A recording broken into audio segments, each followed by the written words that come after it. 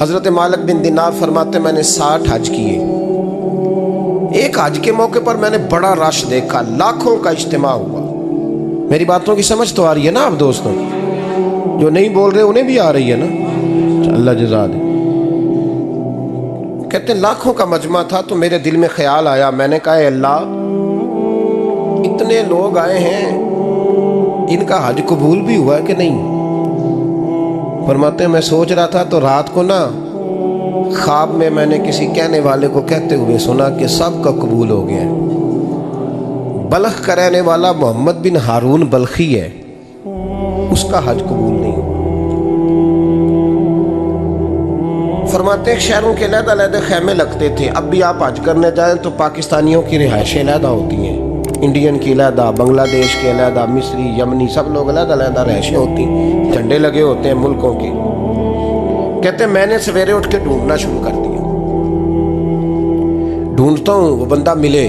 कहते जहाँ बल्ख शहर के लोग रहते थे वहाँ चला गया तो मैंने लोगों से पूछा तुम में मोहम्मद बिन हारून बल्खी कौन है? लोग कहने लगे वो तो बड़ा नेक आदमी है, परहेजगार है, बड़े भोले भाले, बड़े अल्लाह वाले, रियाज आपको बस हम ही जानते, वो तो बड़ा नेक है, परहेजगार आदमी। कहते मैंने कहा अच्छा कहाँ है?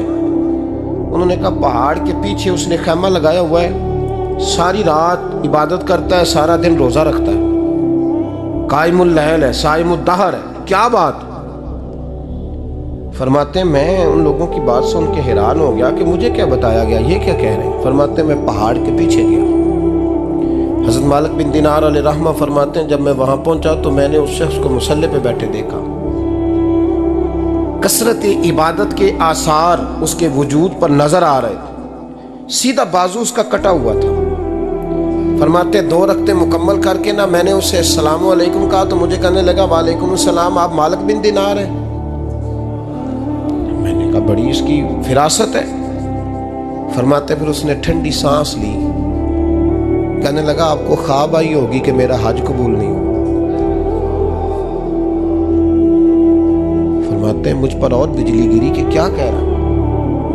फरमाते मैंने कहा यार लोग भी तेरी तारीफ कर रहे हैं और तेरी बसीरत भी बड़ी है, तो ये माजरा क्या है? कहने लगा आप ना पूछें। ये कह के उसने रोना शुरू किया, देर तक रोता रहा। मैंने कहा नहीं यार तू बता। कहने लगा नहीं आप ना पूछें, आप नाराज हो गए। मैंने कहा मैं नहीं होता, तू बोल ना। कहने लगा हुजूर 24 साल हो गए मुझे हज करते हुए, 24 साल, 24वां हज है मेरा, और हर साल कोई अल्लाह का वली आके बताता है कि जा चला जा तेरा कोई नहीं कबूल हुआ।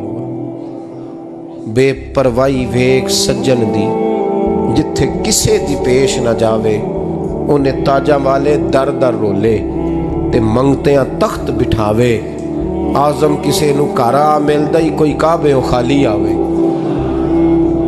कहते हैं उसने मुझे कहा हुजूर 24वां हज है, हर साल कोई बताता है। मैंने कहा तेरी गलती। कहने लगा मैं अपनी माँ का नाफरमान।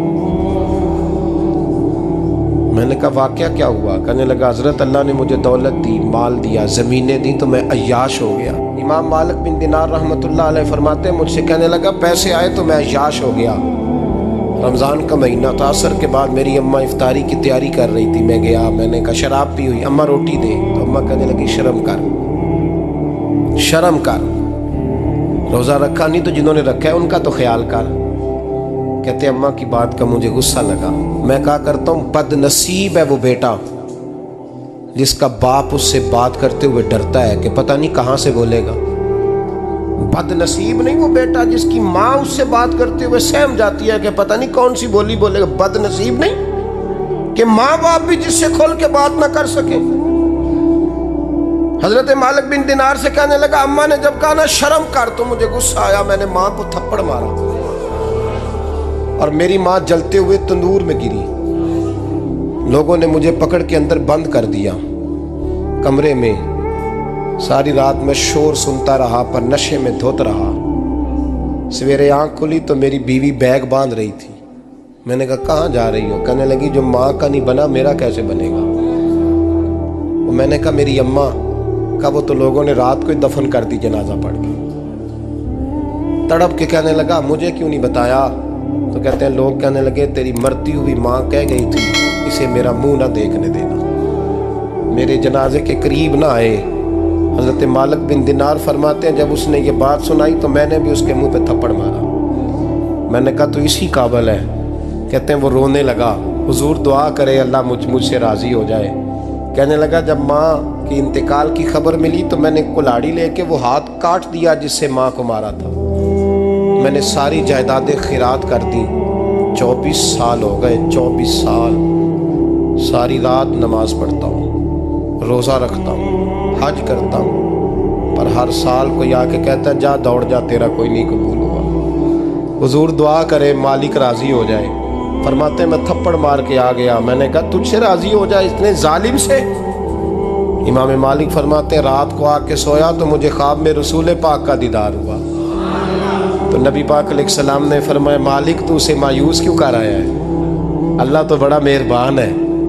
कहा हुजूर माँ के नाफरमान को माफ़ी कैसे मिलेगी? तो इमाम मालिक फरमाने लगे नबी करीम ने फरमाया जा उसे जाके बता दे तुझे क़यामत में तेरी माँ की वजह से बख्श दिया जाएगा। कहा हुजूर अम्मा की वजह से किस तरह? तो महबूब फरमाने लगे इसकी माँ क़यामत में इसके खिलाफ मुकदमा दायर करेगी रब करीम की अदालत में। ए अल्लाह मैंने 9 माह पेट में रखा, दर्द सह के इसे जना, जिगर का खून पिला के पाला और इसी ने मुझे कत्ल किया।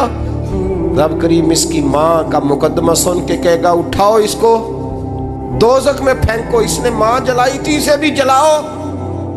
महबूब फरमाने लगे जब पकड़ करके मालिक उसको मोहम्मद बिन हारून को लोग ले जाएंगे ना जहन्नम की तरफ, अभी फरिश्ते घसीटेंगे ही तो पलट के फिर अम्मा की तरफ देखेगा और दूसरी दफा फिर घसीटेंगे तो पलट के देखेगा और तीसरी दफा फिर पलट के कहेगा अम्मा ये मुझे जलाने लगे, अम्मा ये जहन्नम में फेंकने लगे। मेरे हबीब फरमाने लगे वो जल के मरने वाली माँ वहाँ भी बोल पड़ेगी, कहेगी